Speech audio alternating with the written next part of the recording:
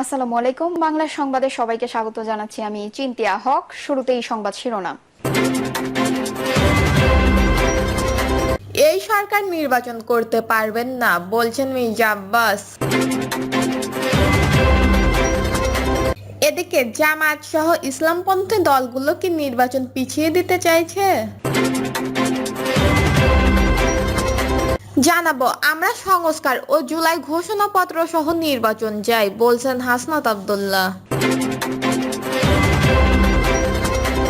এবং সর্বশেষ জানাবো নির্বাচনের আগেই ফ্যাসিস্টবাদের বিচার হবে বলছেন আইন উপদেষ্টা। শুনছিলেন সংবাদ শিরোনাম, এবারে বিস্তারিত। এই সরকার নির্বাচন করতে পারবেন না বলছেন মির্জা আব্বাস।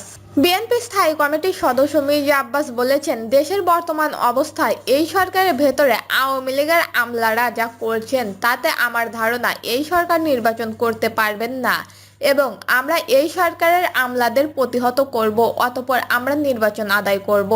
তিনি বলেন, এক এক রাজনৈতিক দল এক এক সময় এক এক কথা বলছেন। একই দল বারবার বলছে নির্বাচন হবে, আবার বলছে এই অবস্থায় নির্বাচনে যাওয়া যাবে না, আবার বলছে পিআর পদ্ধতি। এই নাম বাংলাদেশের মানুষ শোনে নাই। কাকে পিআর পদ্ধতি বলা হয়? পিআর পদ্ধতি কি এটা বাংলাদেশের মানুষ শোনে নাই। আমি চ্যালেঞ্জ করে বলতে পারি, যারা পিআর পদ্ধতির কথা বলছে তারাও পিআর পদ্ধতি সম্পর্কে জানে না। মির্জা আব্বাস বলেন, পৃথিবীর ৮০টা দেশে পিআর পদ্ধতি আছে। এই ৮০ দেশের পিআর পদ্ধতি ৮০ রকম। সুতরাং যারা পিআর নিয়ে কথা বলছে, একটু পিআর নিয়ে পড়াশোনা করেন, পিআর নিয়ে একটু জানেন, জেনে শুনে তারপর কথা বলেন। একজন বলে দিল আর আমরা নাচলাম, এটা তো আর হবে না। বাংলাদেশের সর্বোচ্চ প্রচলিত প্রক্রিয়ায় আমাদের পূর্বপুরুষরা যেভাবে নির্বাচন করে এসেছে, সেই নির্বাচন সুষ্ঠু সুন্দর হলে দেশে কোনো কিছুর প্রয়োজন হবে না। তিনি আরো বলেন, হাসিনা চলে গেছে, কিন্তু হাসিনার দোসররা এখনো দেশ ছেড়ে দেয়। তারা কিন্তু ষড়যন্ত্র করছে। সচিবালয় থেকে শুরু করে জেলা উপজেলা প্রশাসনের বিভিন্ন স্তরে এখন পর্যন্ত শেখ হাসিনার লোকরা রয়ে গেছে, যারা এখনো ষড়যন্ত্র করছে, যারা চাচ্ছে না সুষ্ঠু নির্বাচন হোক। এরা চাচ্ছে না যে আমরা যে ১৭ বছর আন্দোলন করেছি সেই আন্দোলনের ফসল ভোট। আমরা গণতন্ত্রের জন্য আন্দোলন করেছি, আমরা ভোটের জন্য আন্দোলন করেছি। সেই ভোট এবং গণতন্ত্র এরা ফিরিয়ে দিতে চায় না। এক শ্রেণীর লোক আছে ক্ষমতায় গদিতে বসে, যারা নির্বাচনকে কিভাবে পিছাবে, কিভাবে নির্বাচন না দিয়ে অনেকদিন ক্ষমতায় থাকা যায়, সেই চেষ্টায় তারা করছে। ইনশাল্লাহ বাংলাদেশের জনগণ ১৭ বছর আন্দোলন করেছে, দরকার হলে আবারও আন্দোলনে নামবো। জামায়াত সহ ইসলামপন্থী দলগুলো কি নির্বাচন পিছিয়ে দিতে চাইছে? বাংলাদেশের জামায়াত এবং ইসলামপন্থী আন্দোলন সহ ধর্মভিত্তিক রাজনৈতিক দলগুলো জোট গঠনের চেষ্টায় পাশাপাশি নির্বাচনের পরিবেশ নেই এমন প্রচারণা জোরদার করেছে। একই সঙ্গে এই সব দল আনুপাতিক প্রতিনিধিত্ব বা পিআর পদ্ধতিতে নির্বাচনের দাবিতে সোচ্চার হয়ে প্রশ্ন উঠায় যে তারা আসলে কি চাইছে। এই সব দাবির আড়ালে তারা নির্বাচনকে প্রলম্বিত করতে চাইছে নাকি বিএনপির বিপক্ষে একটি জোট গড়ে তোলার প্রক্রিয়া জোরদার করছে, সেই আলোচনাও আছে রাজনৈতিক অঙ্গনে। আমরা নির্বাচন পেছাবো না করা এ ব্যাপারে কোনো বক্তব্য কখনো রাখি নাই। আমরা নির্বাচন নিরপেক্ষতা চাই, বিচার চাই, সংস্কার চাই। আমরা স্থানীয় সরকার আগে চাই, আনুপাতিক নির্বাচন চাই, জুলাই সনদের বাস্তবায়ন চাই।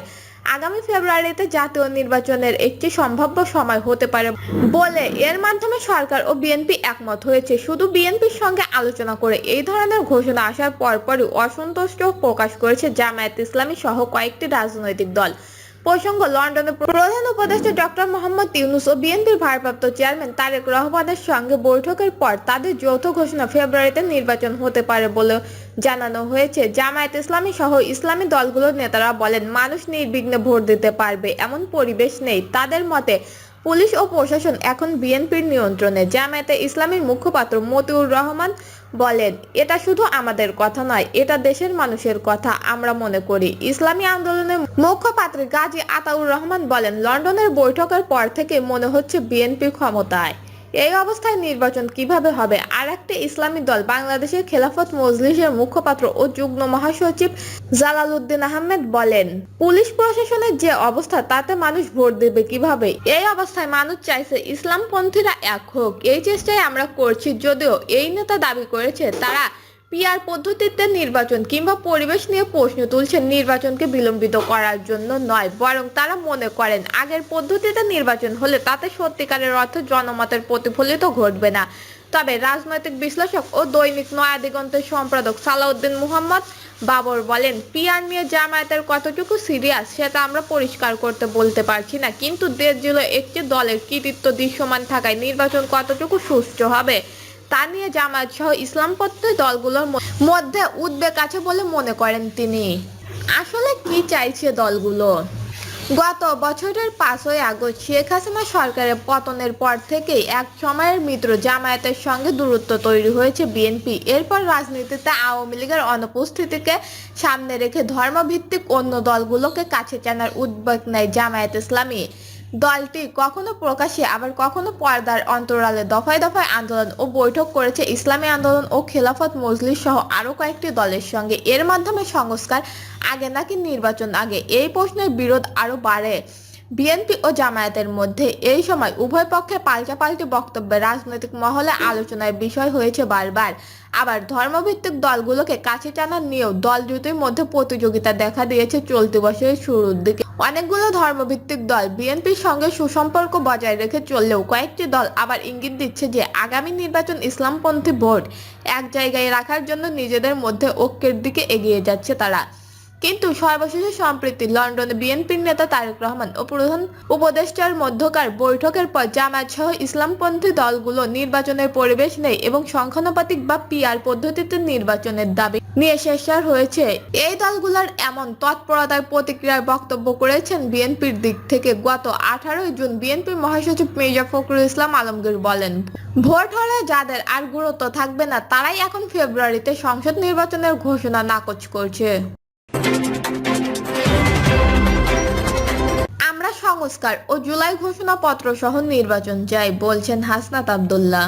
জাতীয় নাগরিক পার্টির দক্ষিণাঞ্চলের মুখ্য সংগঠন হাসনাত আব্দুল্লাহ বলেছেন, সংস্কার না হওয়া পর্যন্ত আমরা ঘরে ফেরার জন্য আন্দোলন করি নাই। সংস্কার ছাড়া, বিচার ছাড়া যদি পট পরিবর্তনের কোনো চেষ্টা করা হয় আমাদের বুকের উপর দিয়ে গুলি চালিয়ে যেতে হবে। আমরা নির্বাচন চাই, অবশ্যই চাই, তবে সেটা সংস্কার আর জুলাই ঘোষণাপত্র সহ। হাসনাত আব্দুল্লাহ বলেন, যারা ছাত্র আপনারা যারা পরবর্তী সময়ে এসি হবেন, এসপি হবেন, ডিসি হবেন, আপনারা কি কোনো রাজনৈতিক দলের দালালি করতে চান? আপনারা কি আর কোনো স্বৈরাচারী পাহারাদার হতে চান? এই তরুণ সমাজ আর দালালি করতে চায় না, এই তরুণ সমাজ আর তাবেদার হতে চায় না, এই তরুণ সমাজ আর স্বৈরাচার হতে চায় না। তিনি আরো বলেন, ডিসি এসপিদের বলছি, আপনারা যে ভালো ব্যবহার করছেন আমরা জানি, আপনারা চিপায় পড়ে আমাদের সাথে ভালো ব্যবহার করছেন। যদি হাসিনার পতন না হতো তখন এই ডিসি এসপিরাই গণভবনে প্রমোশনের জন্য লাইন ধরত। আমরা সাংবাদিকদের দেখেছি, আমরা তাদের ওপর নজর রাখছি। এই সাংবাদিকরাই জুলাই অভ্যুত্থানে আমাদের সন্ত্রাসী আখ্যা দেওয়ার জন্য হাসিনার পক্ষ থেকে পুরস্কার পেত। দর্শক, এই ছিল এখনকার সর্বশেষ নিউজটি ভালো লাগলে একটি লাইক দিন, কমেন্টে আপনার মতামত জানান এবং আমাদের পাশে থাকার জন্য বেল বাটনটি অন করে রাখুন। ধন্যবাদ।